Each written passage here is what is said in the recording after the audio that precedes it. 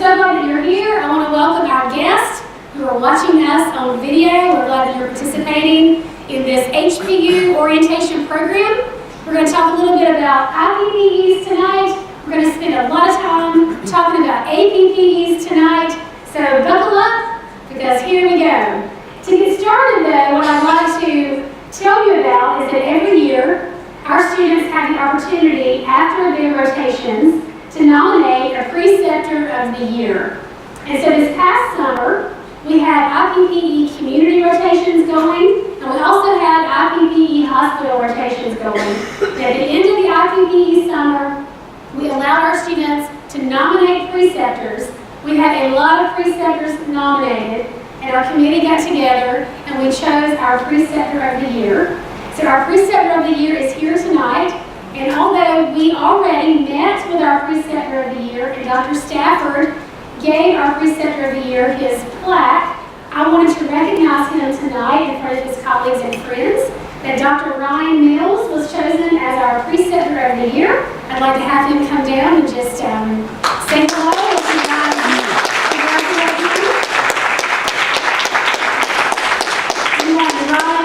Especially recognized. The comments from students were overwhelming on how comfortable he makes them feel, the high quality of pharmacy practice that he possesses, and how he gets our students so involved in the daily workflow. So thank you so much for all you do for High Point. It is truly a pleasure to get to work with you. Thank you. Thank you so much, Ryan.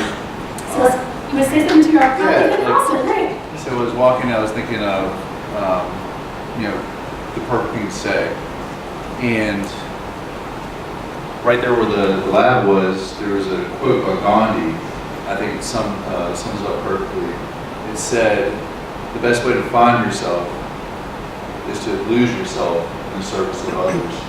When I think of precepting, I think it kind of comes to, is like kind of giving yourself and your service and your contribution back over to the students. And thank you for the opportunity. Awesome, thank you so much.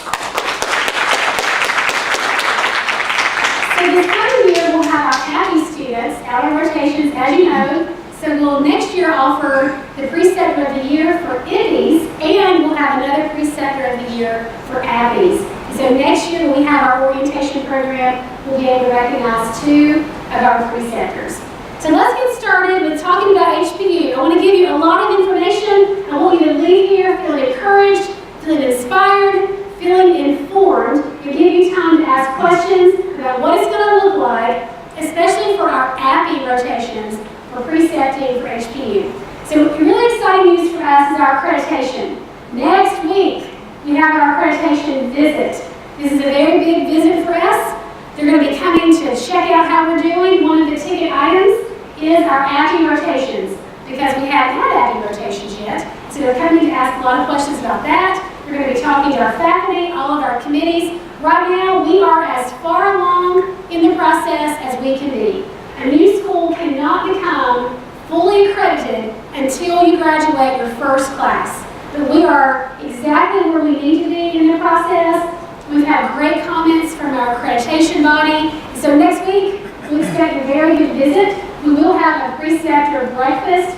I sent an email about that. If anyone's interested in attending that breakfast, it will be on March the 20th at 7 a.m.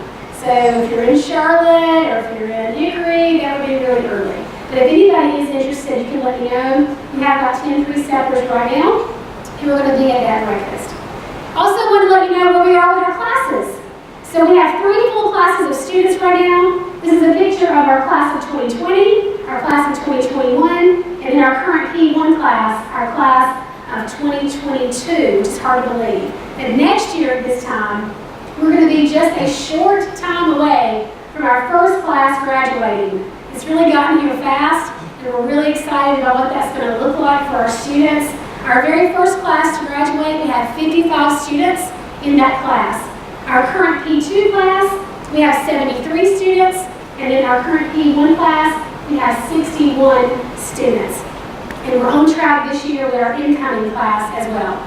Just as a reminder about our experiential department, there's me. My title is the Assistant Dean for Experiential Education. We have Phil Stafford, who was the notes part of our singing group, the SOAP notes, and then Miss Lamper. Miss Lamper is critical to our department. She is who you work with when we're doing orientation packets, when we're doing our background checks, our drug screens. So please pay attention to emails that you receive from her, because she helps us keep going, doesn't she, Bill? She does. For sure. So just a few little updates about precepting. Raise your hand if you've been a preceptor for other schools. Okay, raise your hand if you've already precepted for HPU. Many of you already have. So a preceptor is a really special person. How many of you can think back to your days in college? It was a little longer ago for some of us, right? Can you think back to rotations and having a certain preceptor who was influential in your life? Raise your hand. Yeah. Not all preceptors are rock stars. You know, I've had some bad preceptors. Anybody have a bad preceptor? We don't want to be a bad preceptor. But I think about a couple of preceptors in my life who really changed the whole course of my career. Anybody else relate to that? Someone saw something in you and they encouraged you to do something that you weren't comfortable with, something that you didn't think you would do. They gave you just that extra dose of encouragement to push you a little farther, and they taught you something that was just invaluable. I had that happen. So the preceptor is a special, special role because you have such an influence over the students that stay with you on rotation. I mean, you can be that voice of encouragement, or you can be that voice of discouragement. Those are our choices. We don't always feel super happy or always joyful about life. When we have a student with us, they are super impressionable. They are looking to you. You are the expert. You are their role model. They want to be like you. They want to learn from you, and they're going to learn from you. They can learn good things, they can learn bad things. But for us, when we think about precepting, there's a few things that we really look for in precepting. And I really feel like this encompasses who we are at High Point. If you ever hear our president speak, you'll hear him say things like, we have a can-do attitude. Not a glass is always completely full, not that we don't have bad days. We know that life's not rainbows and sunshine all the time, but we're problem solvers. I mean, how many problems have you solved this week? Just think about it. I mean, just the amount of problems we've solved today in our department has been pretty massive. And so when we have a problem, we can either get down at it, and we can be, woe is me, my life stinks, this job's awful, or we can have more of an enthusiastic, positive attitude on, you know, life's not always perfect, we have problems, but man, I'm blessed. And man, pharmacy has been good to me, and what an honor it is to be in this profession. And I try to remind our students of that, because our P3s right now, they're getting tired. They're tired. They're ready to go on their happy rotations, they're ready to graduate, and they're not quite as chipper as they were as a P1 student on their very first day. Remember your first day of pharmacy school? How excited you were? How happy you were to have gotten that acceptance letter, and how that letter was a life changer for you? Well, just don't keep that enthusiasm. And I can look at a pharmacist that I worked with when I used to work at Revco. You guys remember Revco? Free for Life. Revco. I worked there in pharmacy school. And I worked with this guy, and my very first day, he said some choice language to me that I'm not going to repeat right now. But he basically said to me, why do you want to go into pharmacy? It's the worst profession ever. You need to get out now. How's that for a first day? You know? And pharmacy is an awesome profession. It's not a perfect profession. But man, hasn't pharmacy been good to you? It has. So we want to have this enthusiastic, positive role model as preceptors. We also want to be ethical. That's important. You have to be an expert and have your training. You need to use practices that are evidence-based. Having a desire to educate a student is important. To be a teacher. I loved teaching and counseling patients when I practiced pharmacy. That's one thing that led me into academia. And we're looking for that. Somebody who's excited to pour into the life of the student. Communicating well, motivating the student. Our students aren't perfect. We do our best to teach them how to be professional, how to be kind, how to have good skill set. They're not perfect. They're not going to do everything right. Anybody have kids?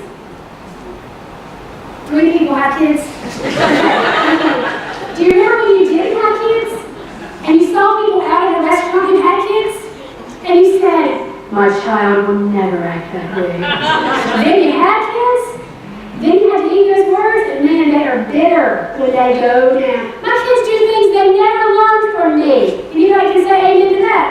They didn't learn it from me. But they do things. And students, although we teach them and we work hard and we have a great program, they're not perfect. They're not pharmacists yet either. So keeping that mentality of, we want to motivate them, we're here to help them learn. Also thinking about objectively evaluating your student. We want you to not just give everybody an A if they don't deserve it. We want you to be able to effectively evaluate them. Help them not only see their weaknesses, but also see their strengths. Encourage them. Sit down with them, take time. I know you're busy. I know your first job is not to be a preceptor. Your first job is to work at your pharmacy and to take care of patients. But as you're precepting, we want you to really invest in that student and evaluate them objectively. And then we want you to support our school too. I don't mean something financially. I just mean that you like HPU. You feel connected with us. You're glad that you precept for us. We're so glad that you do. And we hope that it'll be a positive experience for you. I'm going to have Phil come up and talk a little bit about IPPE Rotations, just to keep you up to speed, what that program looks like, and then we'll switch back over to some Abbeys.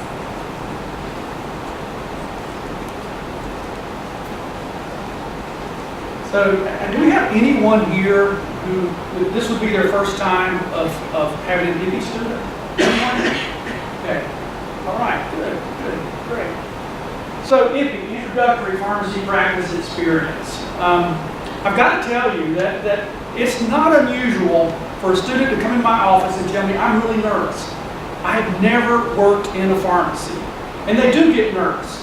Whether it's community or hospital, they just don't know what to expect. I always have to reassure them, don't worry, we've got a preceptor there that will greet you with open arms. But just to keep that in mind, that a lot of these students have never set foot in the pharmacy.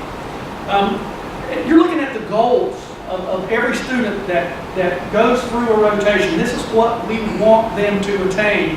Interprofessional practice, working with possibly another healthcare provider outside of pharmacy. That's what that means. Shared patient care decision making, professional ethics really is the cornerstone of our profession. Without that, we are nothing. We're hoping that as an IPPE student, they will have exposure to direct patient care activities as well. We have to have at least 300 hours between hospital and community. Now, our students will actually acquire 320 by the time they finish the rotation. Rotations start on May 20th. We decided this year to give the students about a 2-week break from their last exam, which happens right around May the 6th. So they actually have a cushion to maybe take a breath, get ready for their IPPE rotation. We have 3 rotation blocks, as you can see, the last one ending on August the 9th. Each student will come with a workbook in hand. Workbook entails about 70 pages with different topics, of course, one for community and one for hospital. Students are required to work 40 hours per week. You will actually be approving their hours. They log in. Some students do it on a daily basis. Most do it on a weekly basis. They log their hours into core, and then you go in and approve those hours.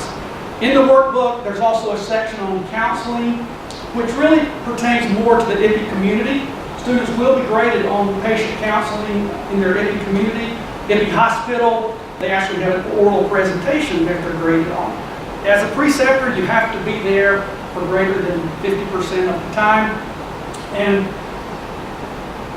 for a lot of students, this is a little disappointing, but they don't get paid. So they're a little disappointed when they find that out. Although I did have a student come to me and ask me if she got vacation time during her rotation. And I had to politely say, no, but we can switch you to a new block if you'd like. So there's a little learning curve there, I guess you could say. And we also ask that no student goes to a pharmacy where they worked before. And that would account for also someone who maybe has been at Walgreens. We don't want them to go into a Walgreens. There's nothing wrong with Walgreens, it's great, but we want them to have a different experience. You are responsible for grading. Every one of you here are responsible for grading. We are not responsible. It is a 4-hour credit course. And we explain to students this will impact your GPA if you do not do well. But you are the people who will be grading, the preceptors who will be grading our students. There will be a syllabus in core that you can always access anytime you want. We are on a 1,000 point scale.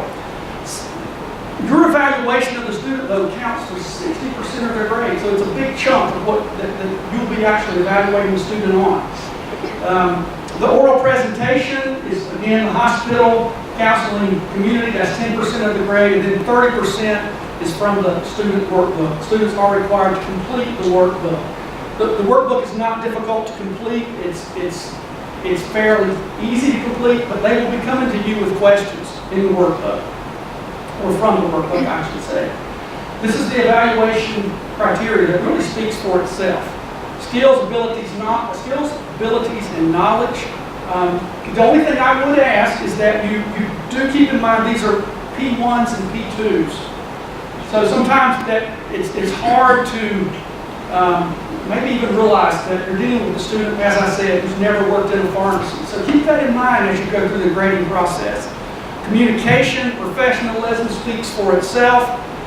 We want to know how students communicate with you. We want to know how students communicate with your technicians, your other workers there at your pharmacy. And of course, we want to know how to communicate with the patients. Again, interprofessional education, and students are required to complete the workbook. LPE, longitudinal patient experience. I'm biased towards this, and yeah, I'm the director, so maybe that's the reason. But yeah, I am biased towards this. And what's the purpose of longitudinal patient experience? I tell a lot of my friends that I do this, and they still ask me, so what do you really do? Because it doesn't really explain what this program is. As I said, I'm biased. I think this program is great. The purpose of this program is to teach or really develop people skills for our students. You cannot learn people skills sitting in a classroom. Absolutely not. It's impossible. I tell students the very first day of LPE that you think of soft skills and people skills as the mortar that holds your foundation together. The foundation being your didactic part of your curriculum. But you can't have the mortar. Well, you can't have the foundation without the mortar. You have to have those people skills along with it. What this program is about, we have two partner facilities, Penny Burn at Berryfield, which is right down the street. We have another independent living facility, River Landing at Sandy Ridge, which is in Colfax. Each one of our students, starting their second semester of their P1 year, so in other words, the P1s are just now getting into the program, they're randomly paired with a resident at either Penny Burn or River Landing. And they have multiple visits throughout the semester. Each time they visit, I give them an assignment. And it's an assignment that they just talk to their resident about. For example, P1s this semester, the theme is communication. The first visit, get to know your resident. We'll give them a bank of questions, but really I want the conversation. I don't want it to be a question and answer session. Worst thing you can do is have a student go in and just start reading questions off to the resident. I want them to have a conversation. So I give them a bank of questions, but it's only as a springboard to get into the conversation. The next visit for the P1s is going to be about how has communication changed through the years. A lot of these residents are 80, 90 years old. They've seen a lot. And so I want the students to tap into that wisdom from those residents. And the last visit for the P1s will be about communication gaps in our healthcare system from the patient's perspective. It's a 5-semester program. As I said, they start the second semester of the P1 year. Our P3s are now just finishing up the program. I've told the students, like my P1s, I tell them, don't be surprised if you become the surrogate grandchildren to these residents. That's what happens a lot of times. Our P3s, they will go and visit during Christmas, their birthdays. It's really remarkable what the transformation that I see with our P3s, and the residents really just, they think their family really is what it amounts to. So I'm going to give this back over to Joy. Thank you, Phil. Yep. Okay, so let's talk a little bit about evaluating the student. We've changed a little bit of our evaluation scale from last year. just in talking with our preceptor advisory board and some of our other preceptors, we're making this a little more clear cut. So we have 4 different categories that you're going to be assessing your student. Skills and ability is one of those, knowledge base, communication and professionalism, and then IPE, which is really team readiness. How does your student deal with your technician? How does your student interact with a nurse at your hospital? How is the student, when it comes to speaking to the lady that cleans the facility? Are they really a team player, or are they all about me? And one thing we really just hammer into our students is that we are a service profession. Somewhere along the way, I feel like pharmacy has lost the roots of, I'm here to serve you. That it's really become more about, what can pharmacy do for me type of thing. And sometimes students come into the program thinking, I'm too good to count pills. I've been a technician for years, and now I'm not going to count pills. I remind them, I count pills every day as a pharmacist. I mean, we're not too good to do things, and we want our students to have that service-mindedness, and that spills over into how they interact with other healthcare providers and other folks who are at your practice site. So are they team ready? This is, we'll show you the rubric in just a minute. Evaluations of students are due 5 days after the rotation ends. We will send through CORE reminders about that. We just ask you kindly to please stay on top of that. When you see emails from CORE, especially if you precept for Wiggett and UNC or Campbell, they also use CORE.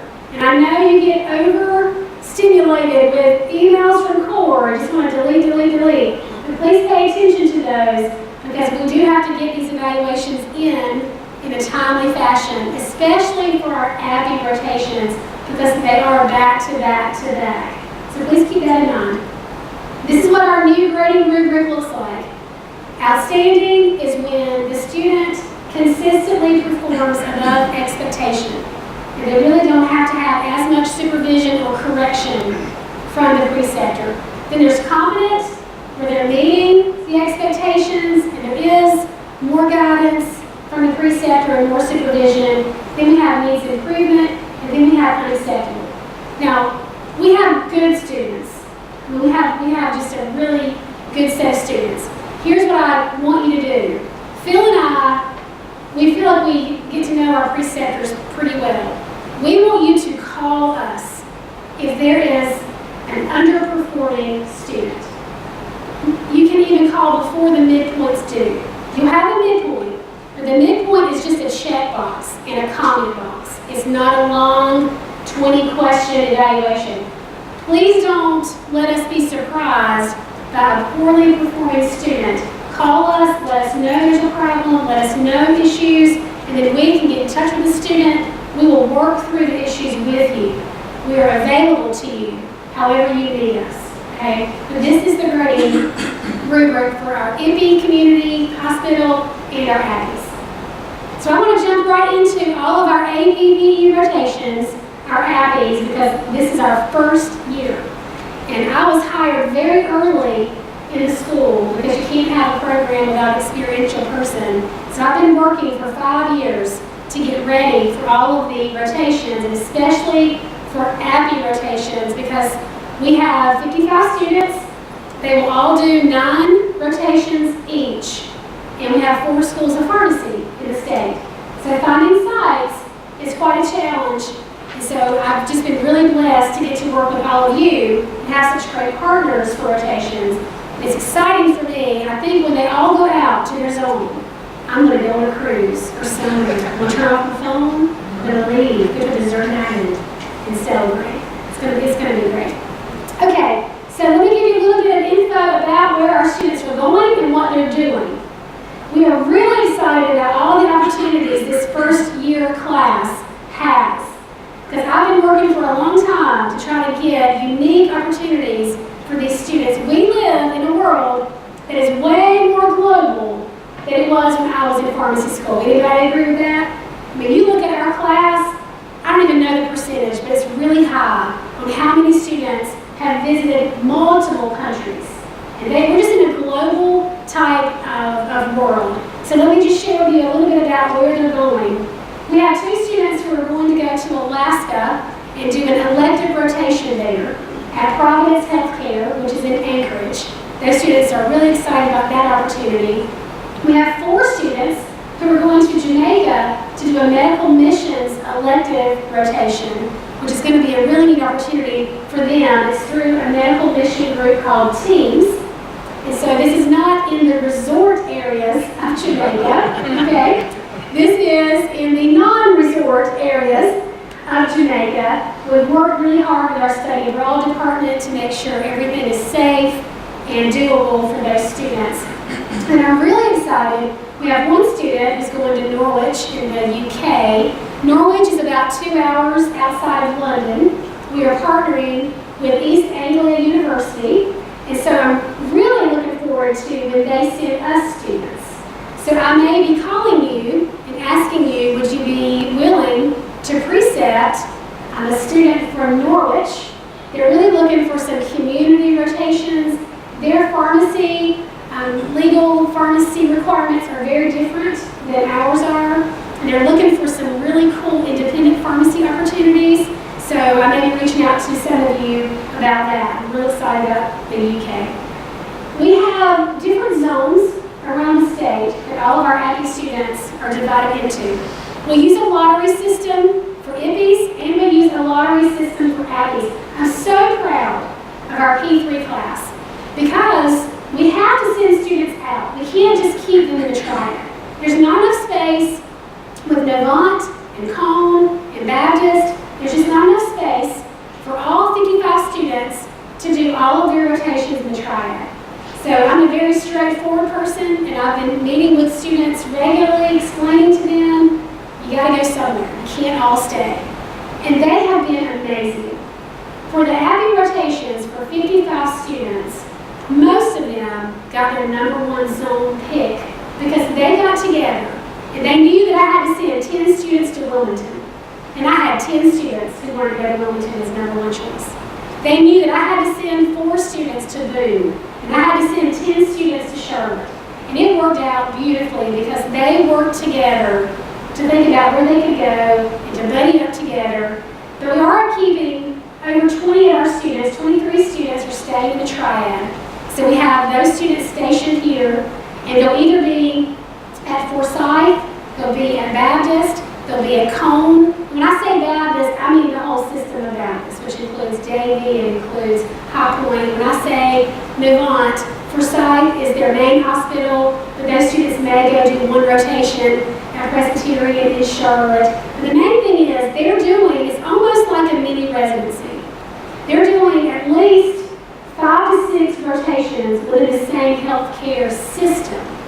Doesn't mean they're with the same people. They may be at a clinic doing hand care. They may be at the outpatient pharmacy doing their advanced community, but they're in the system, which makes it really nice. That has been the preceptors' wishes. The preceptors have told me when I was at Wingate University and when I was at Tennessee, it was kind of the same thing. Hey, we get the student for 4 weeks.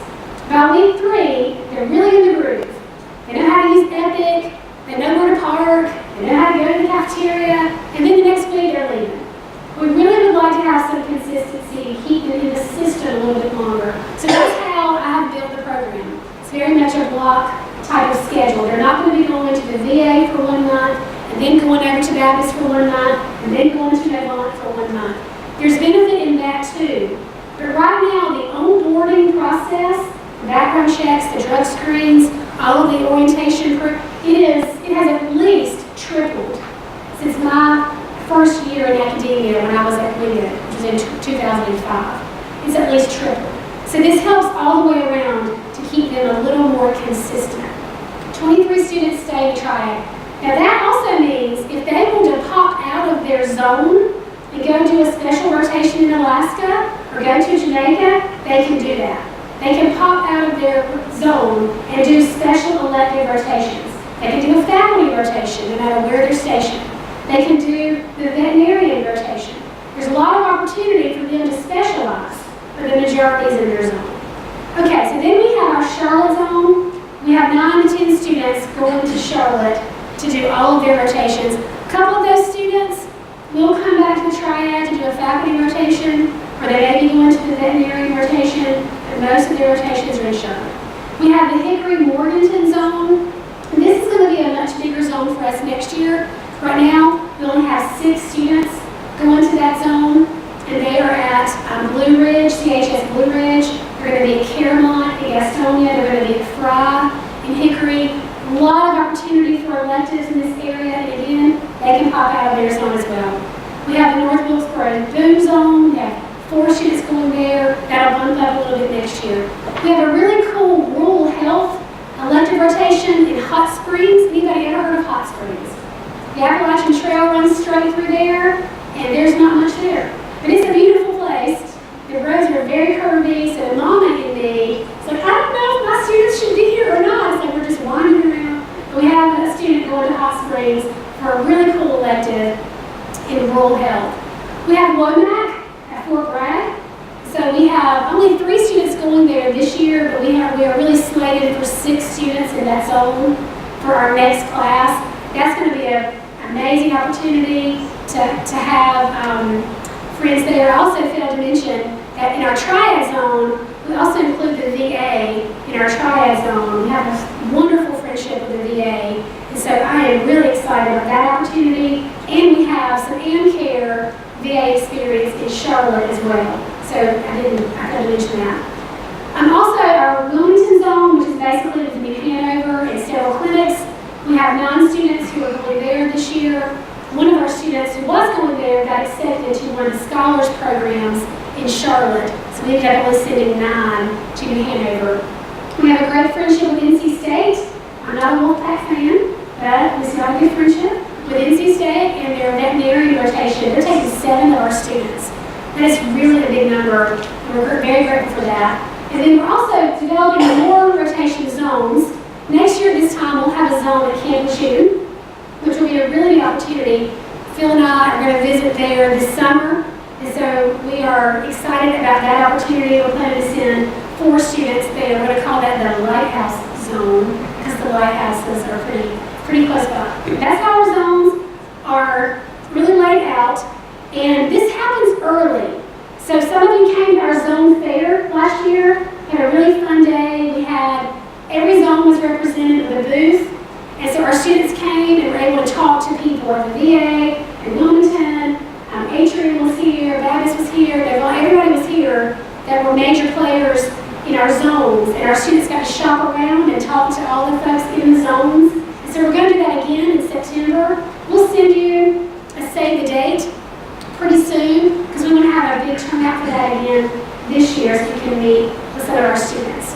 So let me just give you the breakdown about how APPE rotations work, so you can be really familiar with the structure, because it's very, very detailed on how we have structured it. We did stick with 1-month rotations.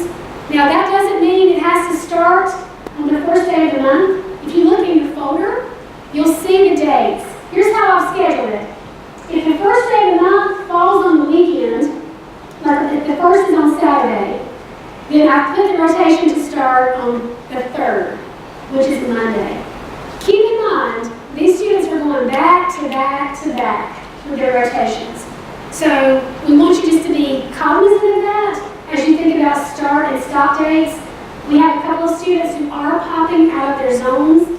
They've got to drive 3 hours back to the triad to take your rotation, or they're driving to Charlotte to take your rotation. The student will be in contact with you before the rotation, but just keep that in mind as you're planning.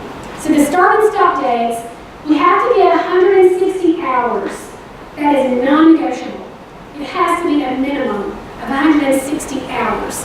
Now, sometimes a rotation has 31 days, and it runs into the 5th week. Right, so you have 4 weeks and like 2 days in the 5th week. We're leaving that up to you. If you want them to come on those last 2 days, which are in the 5th week, absolutely, it's up to you. If you need them to work a weekend, absolutely, that's up to you. Holidays, they don't get holidays. That's up to you. We just ask you to be respectful, especially of religious holidays. If we have a Muslim student, we have a Christian student, you have a Jewish student, we just ask you to be respectful. I will help you walk through those trials. If you have questions, call me. We'll talk through what makes the most sense. But here's the deal.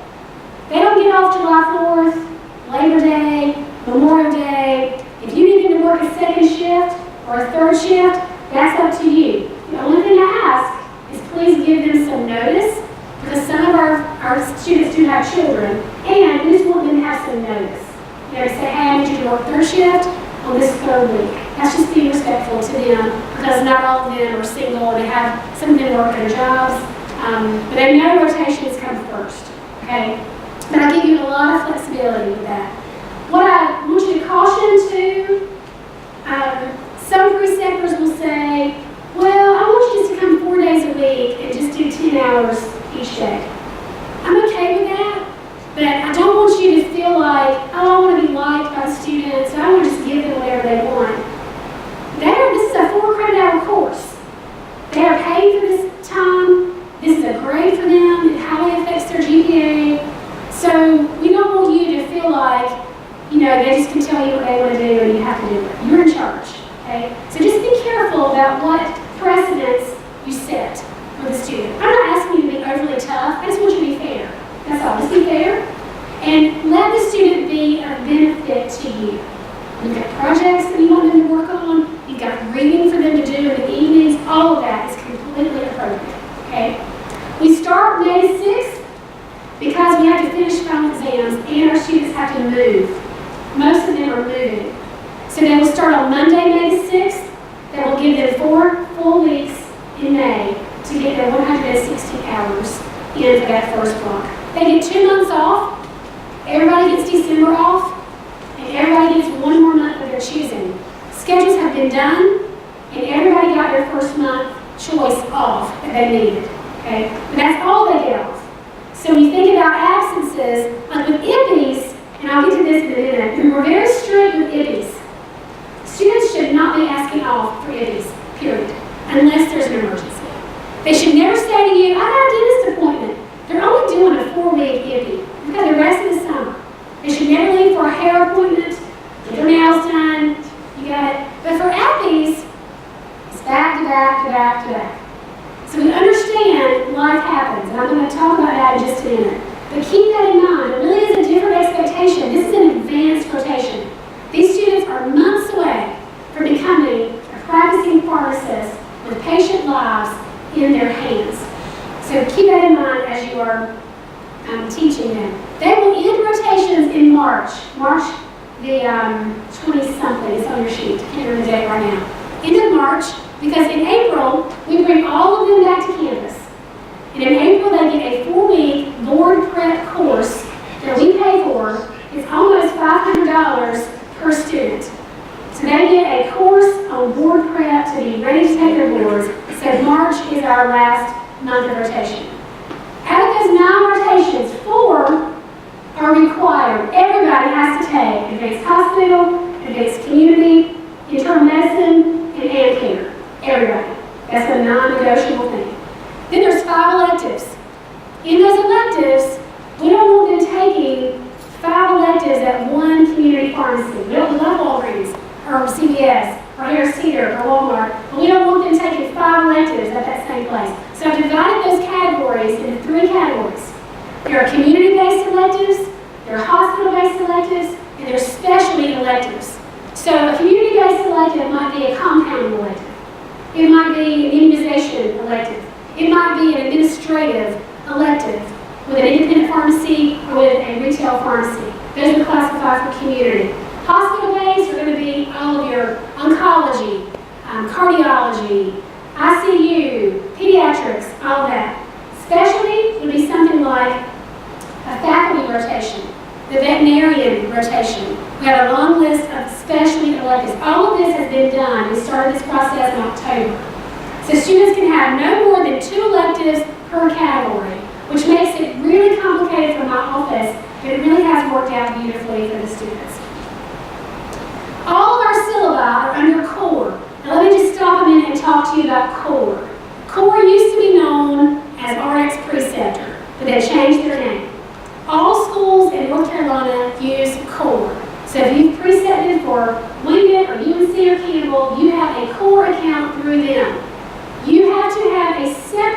core account per school. And you cannot take all of your accounts and merge them together. You can toggle back and forth, but you can't log into your High Point core account and see your weakest students. Okay, all of that is separate because they don't want us seeing other schools. So you go to core and you look under document library, you'll see all of the syllabi for all of the rotation courses. You also see on those syllabi some specific things that I want to talk to you about. Y'all just stay with me.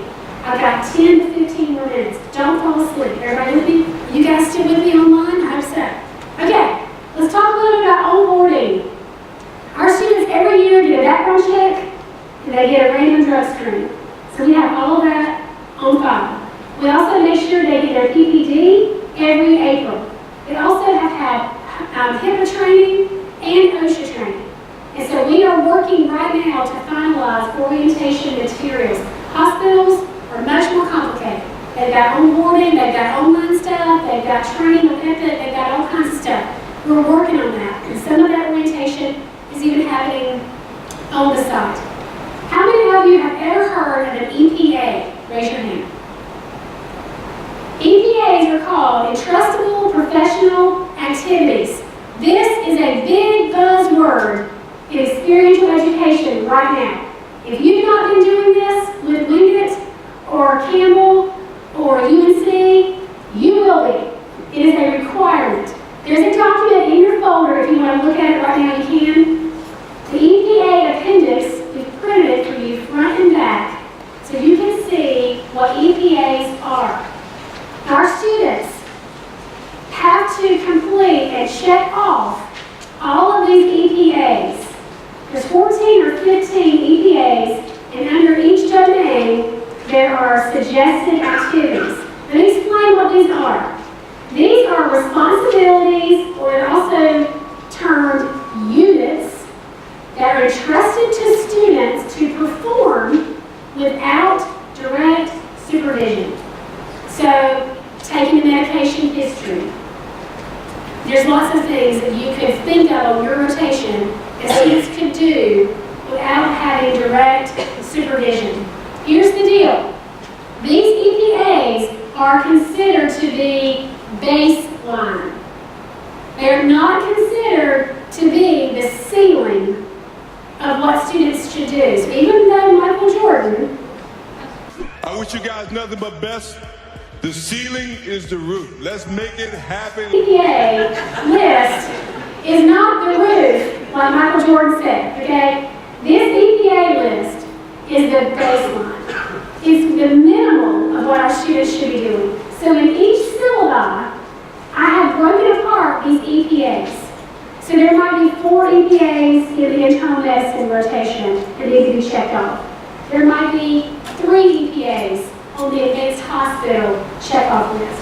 So please take time, look over your syllabi for your rotations under core, and take a look at what those EPAs are.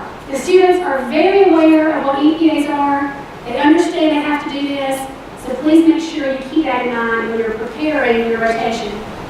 Another buzz term is this pharmacist-patient care process. Who has heard of that? Raise your hand. Not many. Look in your folder, and I've printed you a nice, pretty, colorful copy of what this pharmacist-patient care process looks like. This is taught in our curriculum. I have taught it this past month, in March already with students. They are very aware of what the PPCP is. Our friends at the Joint Commission created this for us, and I know we are excited.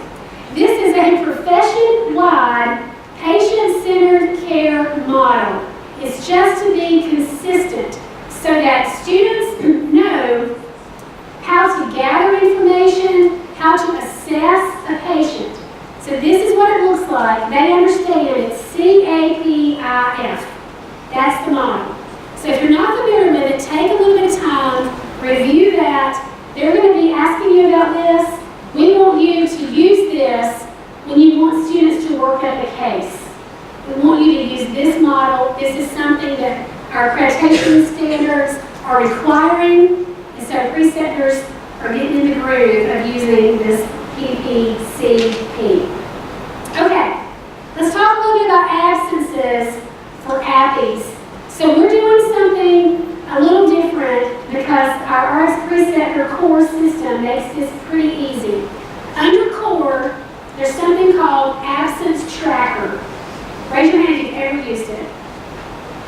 Nobody, okay. Under core is absence tracker. Here's what it looks like. If the student needs to be absent from their rotation, number one, they are told to first talk to you. And this would be aside from an illness. So an acute illness that can't necessarily tell you the night before, hey, I think tomorrow I might have a stomach virus. So I'll call you if that happens, right? But if outside of that, if they know they have a death in the family occurs, they know they have to go to a funeral, or if there's a professional meeting that they need to attend, or if they have a residency interview, things like that, they can let you know ahead. They will go into this absence tracker function under core, and they will submit to you a request for an absence. It will come to you by email. You open it, and then you will either approve it or not approve it. The student is also instructed to let me know for APPEs that they are requesting an absence. We have a very detailed absence policy. Excused absences, non-excused absences. And I'm going to allow you to use some of your wisdom and discretion for what you will allow. For example, I had a student come to me a few weeks ago. Doreen, I've got my rotation in June. My best friend's getting married. I need to go ahead and call my preceptor because I need to fly out for the bachelorette party on Friday night, on June the whatever. I'm like, don't do that. I'm just kidding. I said, well, that's not considered an excused absence. Now, I love the fact that your best friend's getting married. That's an important thing. I get that. But I'm going to leave some of that up to you. If you decide that you read our absence policy and you want to override it for a very important instance, I'm going to give you the freedom to do that. But I need you to let me know. Because I don't want our students trying to take advantage of your good nature. You absolutely can stick to our policy. That's why it's fair. We work really hard to make it fair. But we understand students do have lives. There are things that come up. But they have to submit an absence tracker request. Because listen, a lot of these students get financial aid. We get audited. They have to be in class a certain number of hours in order for that financial aid to count. And we have to ensure that they're getting 160 hours while they're at your site. And so even if they are excused from the absence or not excused, they have to make up every hour. Every hour. They can't say, oh, well, I'm going to go to this professional meeting and I'm just going to miss rotation. They've got to make up that time. Weekends, you can give them a project, you can give them reading assignments at home, those kind of things. They've got to earn those hours. It's really important. There's a maximum of 3 days per rotation of excused absences that they can miss. And for the entire year, it's 8. 8 days, the entire year. Listen, I was at another school, and the same grandmother died twice for a student, okay? We love our students. They're good students, but they're human. They're human. So I need to be involved when you know there's a problem. I also want you to be careful when students say, I'm going to leave early. Can I leave early? Can I leave early? Students have to be there. You got to be there. You got to show up for work. I got to show up for work. So this is professional training for them. And they're great students, but we want to make sure we're holding their feet in the fire. And they are accountable for what they have to be doing to meet our requirements in this course. We do not want our students looking at this like a volunteer experience. Or, oh wow, I'm just going to shadow. This is a course. Okay. We want our students to become super pharmacists, right? So some of the things we want to remind you of. Professionalism, number one. Professionalism. They got to be professional. They need to have self-awareness. They need to know what kind of energy they portray. Do they have good emotional intelligence? Do they show compassion? Do they listen well? Do they care about the patients? Do they have compassion and empathy and respect at all times? Are their communication skills good? I've taught them this semester more about how to present, how to do a high-quality presentation. They need to have high standards for that. Are they doing well with their communication skills? Are they team ready? Interprofessional education, how do they do with that? Do they have ethics? We care very much about their morals and their ethics. Do they lie? Do they try to get out something? Do they not take responsibility when they screw up? What are their ethics? These are things I want you to be thinking about. Remember for core, to go into your account, look at your profile, add information. It's very easy. Log in, click on profile, put your picture if you can, write some descriptions about your site. The entire experiential manual is uploaded to core under the document library. It is uploaded by section, so you can find absences and you can read it. Okay? Keep that in mind. Evaluations are all down under core. We have a lot of tools for you, and just remember that you do have an HPU specific account. Here's our last slide. Okay, last one. Dress code. We expect our students to dress professionally in all areas. We've not had a big problem with this. Let me just give you some things that are tricky. Tattoos. That's not really a dress code, but that's where we put it. We have a lot of students, more so than normal, because this is just our generation. This is just kind of a generational thing with tattoos. A lot of hospital systems say no tattoos can be shown. Some hospitals make you put a bandage on your neck if you have a tattoo here. We don't want our students wearing big earrings. We want you to be able to be confident to say, this is the dress code. Now, some of you work at a community pharmacy that's an independent pharmacy, and you own that pharmacy, and you want to be relaxed. And that's great. I love to be relaxed. I got on jeans right now. And you say, hey, I want my students to wear jeans or scrubs and no lab coat, because you think the lab coat really makes a barrier between the student and patients. That's no problem. You can trump our dress code as long as you're doing it, not the student. Okay? If you make the student understand what your dress code is, we have a strict dress code policy. They're supposed to wear their lab coats. Our gentlemen are supposed to wear ties. Some of you don't want them wearing ties. That's no problem. But that's our standard. We have also encouraged them to call you not by your first name. And when I was a preceptor, I didn't like that because I just wanted to be Joy. I wanted to be friendly with the student and professional, but I still wanted to be approachable. I really encourage you not to do that. There is a barrier that needs to be set that you are not their friend. You are their instructor. You are their teacher. You are their preceptor. I have talked to them about this. We've had this problem. I talked about it in school.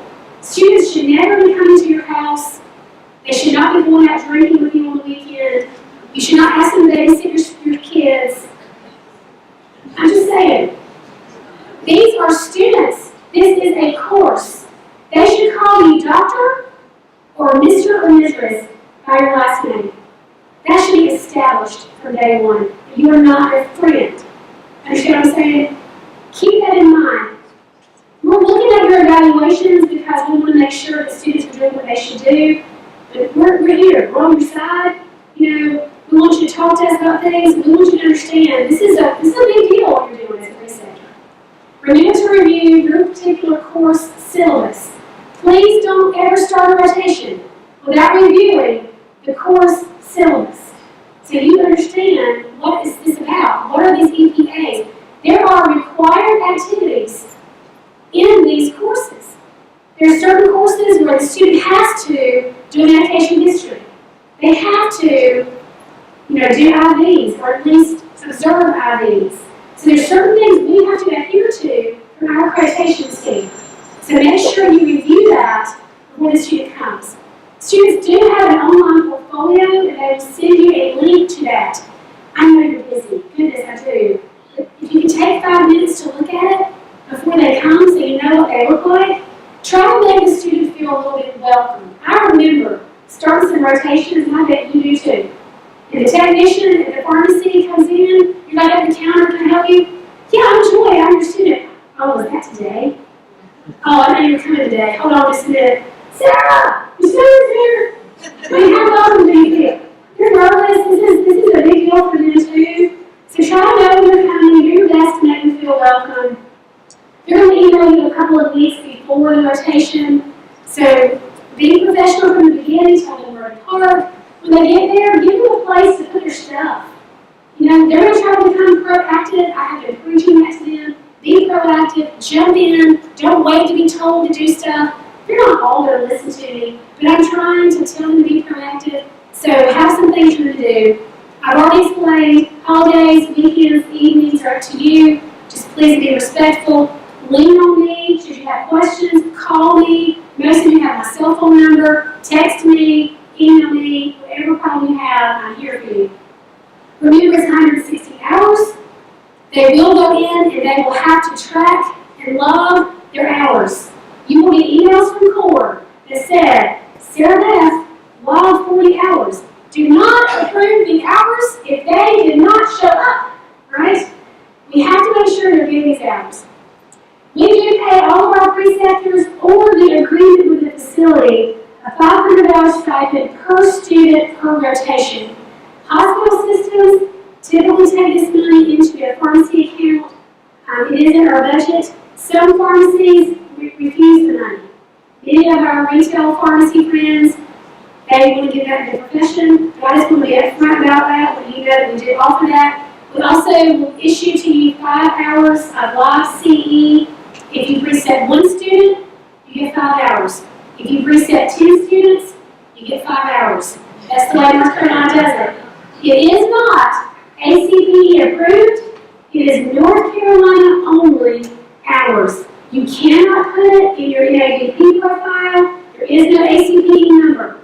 We keep it on file, and now the Board of Pharmacy in North Carolina does not make you report anything. It's an honor system. You just check the box. I got my 15 hours. That's all you have to do. Should you get audited, we have it on file. The board will come to us and ask for those 5 hours. So there's nothing that you get from us. And I think Lynn's getting ready to go that same model, and so is Campbell. We talked about it as a part of our experiential consortium to just simplify things. But you do get 5 hours of C. So, in summary, we're very thankful for you being here tonight. We're very thankful for your precepting because we can't do it without you. I'm available for questions. Phil is available for questions. We want to make this a great process for you. Being a preceptor, we want it to be a burden, not a burden to you, but a blessing to you. We want the students to bless your life and your practice side as well. So thank you all so much, and I want to thank our friends who are watching online and participating in our orientation program. And